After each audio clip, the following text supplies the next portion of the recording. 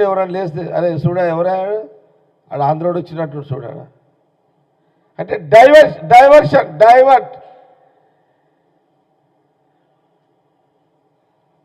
అంటే ఒక మానవుడి యొక్క తెలంగాణ ప్రజలు ఒక మనిషి యొక్క ఆవేదన ఇనే పరిస్థితి గత 9 ఏళ్ళు కేసీఆర్ గారు ఎప్పుడు చేయలే.